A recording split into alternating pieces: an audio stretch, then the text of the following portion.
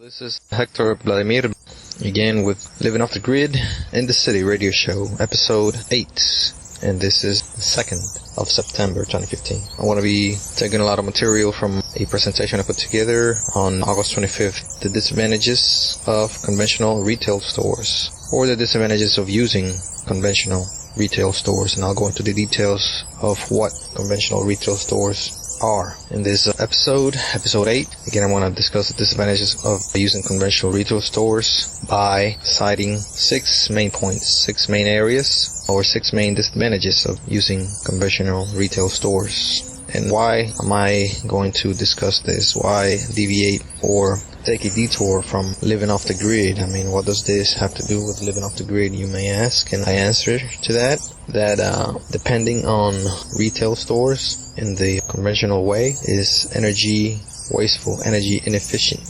As it is, and it needs to be a habit that changes, that is reformed to be able to get off the grid and have no problem. I don't advocate being away or separated from society.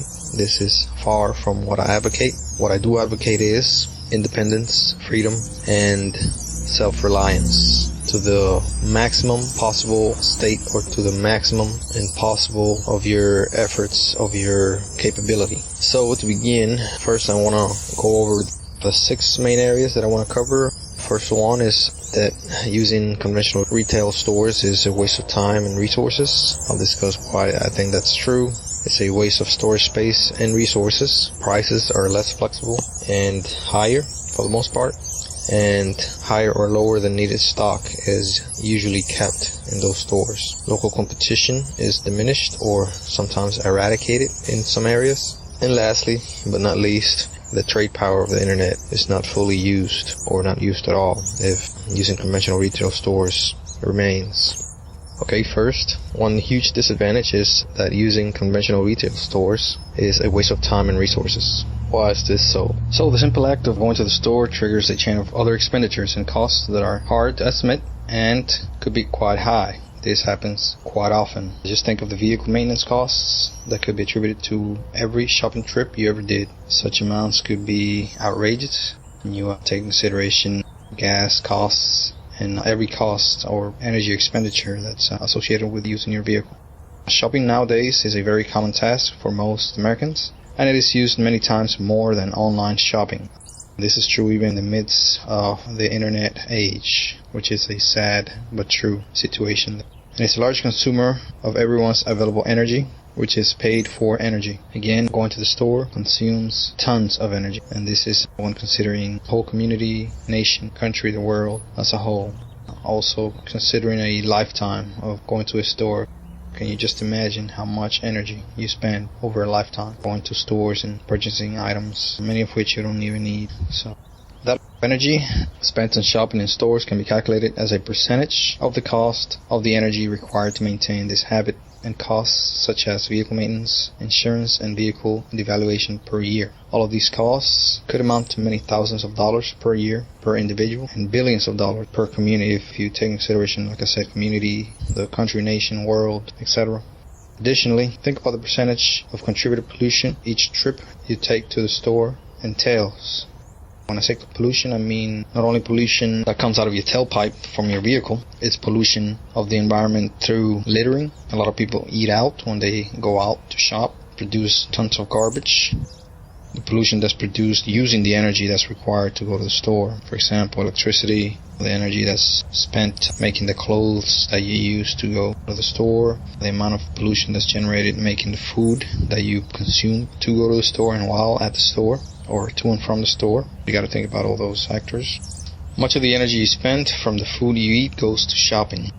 As I just mentioned, also, the time spent getting ready, driving and walking through a huge department store can amount to over many dozens of hours at least per month, if not close to 100. And more in some cases. Some people have this itch, this drive to go shopping. And when you think about it, what can you accomplish in 8 hours per month? What can you accomplish in 20 hours per month? 50, 60 hours per month that you may spend in going to stores. And going to stores not only requires the time at the store, it requires the time going to the store, spending the time at the store and coming from the store. So it's quite a bit of time. And think about the energy also and the resources and time spent on shopping, including all the material resources that the act of shopping requires. Again, the material resources of shopping are not just the clothes you put on, the gas you spent. They go far beyond that. It goes as far as the people making the clothes that you wear, the car manufacturers, the cell phone manufacturers. All those people and industries are mobilized for people like you and me to go shop, to use many of their manufactured and produced items and technologies just so you and I can get up off our butts and go shopping. Moving on to the next topic, waste of storage and space and resources, such as warehouses, maintaining stock handling. These are very true and very important resources that are very much wasted in the act of shopping in the conventional way, getting up, driving to the store. The costs incurred by keeping merchandise for stores are enormous. Multi-million-dollar air-conditioned buildings need to be built, for example, staffed and maintained only to keep a bunch of over or understocked merchandise in a certain location for everyone to hopefully go pick up and buy when they need it or want it. So these huge buildings, these huge mega malls, strip malls, shopping malls, however you want to call them, these buildings could cost from millions to billions of dollars. I just saw a documentary on the Dubai mega mall where this enormous and disgustingly fancy complex of buildings was built just so the rich and famous and the visitors, tourists, go there and be all amazed and with an open jaw when they stare at all these fancy stores and fancy buildings. All that energy, builders, resources, millions of tons of concrete and steel erected just to house a handful of jewelry stores, fine clothing stores. It's just disgusting, if you ask me. This system is highly wasteful, as I have explained and will keep explaining and exposing, and could be eradicated altogether, especially in the wake of internet shopping. This has been true not just recently, but in the last at least 15 years. This has been the case. It is about time. It is overdue that this system just crumbles and collapses. People going to the store. That needs to stop, in my opinion. Warehouses are expensive to build and maintain, let alone fancy stores that aim to attract buyers simply because of the glamour and the aura of buying at their store. Many stores just advertise and sell products and work very hard and spend millions of dollars to make a name, just put their name out there and make it so that people look for just a name because of the supposed quality and reputation. But I don't think it goes that far. I think people just simply look for the name because of the sound, because of the commercials associated with it, because of the popularity of it alone. Quality and reputation come at the very end. They come last, if they're considered at all. Many people would buy crappy products as long as they have a popular name attached to it. The name will make up for the low quality of the product any day. This is just common knowledge. This is known.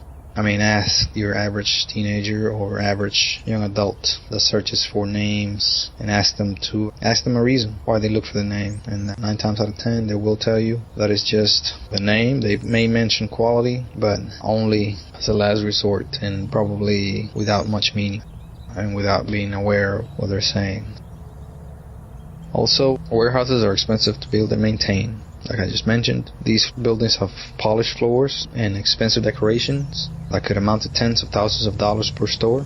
These buildings need massive amounts of maintenance, and the store owners and chain owners, they spend hundreds of thousands and millions in personnel, professionals to come in and decorate and give the stores a feel-good atmosphere. They want their stores to give the visitors, buyers, a certain feel, and this feel is usually directed to uphold their name, their brand, or brands.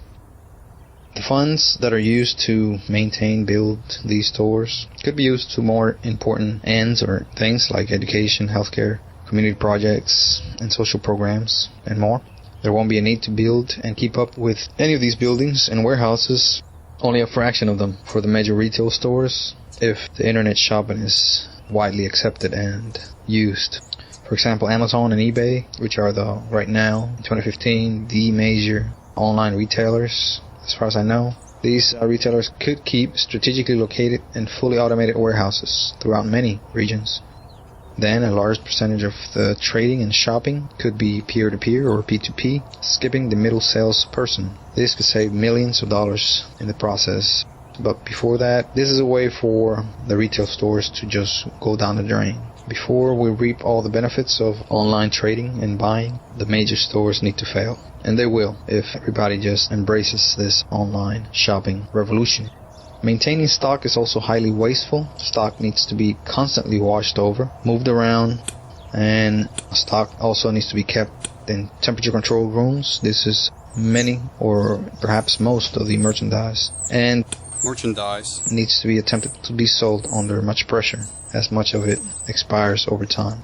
Okay, again, maintaining stock is just nonsensical, and it needs to be minimized to the best of our abilities. Again, the best way to do that is just to get rid of store buying as we have it today. Just to highlight, a lot of merchandise expires, not only because, like food, they may go bad, or certain products may degrade over time. This is not the case as much as how products expire because of their technology and their fashion. Technology changes and improves so quick, especially electronics and computer technology and car technology, that an item that sits in the shelves for too long may just not be bought because there's so much better items already in the market and more advanced. So that item is basically wasted. All that energy that went into making such item is just wasted. So there is a lot of pressure to get these items out and sold by salespeople. And there is a solution, or one of several solutions, that I will discuss here.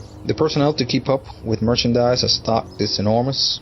The cost to keep these personnel employed is enormous for the retailers. And the economy in general pays for this. And in the end, the consumer pays for all of it. While keeping up with stock or merchandise, jobs are provided. These jobs are rather monotonous, boring, and mind-numbing. Just ask your average shoe department store clerk, or ask your average cashier. See how much they really enjoy and like their job and think their job as a career. Think about all the forklifts, diesel generators, trucks, air-conditioned storage, refrigerated storage, and massive amount of power that could be saved if most stores, buildings, malls, warehouses, etc. are just demolished. Just think about all the heartache that could be prevented if these didn't exist. Yes, there wouldn't be many cashier positions, there wouldn't be store manager positions, store security, there wouldn't be as many cleaning jobs, but like everything else in the economy, things tend to adjust as far as jobs and careers. Those people would very likely find or seek other employment, perhaps much better, with a lot more meaning attached. Okay, to move to the next topic, prices are less flexible and higher. This is using the conventional retail stores. Stocking fees are added, maintenance fees are added, locality costs are added, and abuse is likely due to unavailability of products. Stocking merchandise adds costs to all items. Keeping a product in a warehouse, for obvious reasons, adds costs to those items, so you will end up paying more for them. This is because of the massive energy and resources used to transport stock and maintain them while in storage. These added fees are ultimately added to the price of the items which are sold, and the ones that don't sell incur a bigger loss. This is a loss not only to the seller but you, society, because that's energy that's wasted that could have been used elsewhere. Energy, funds, effort, you name it.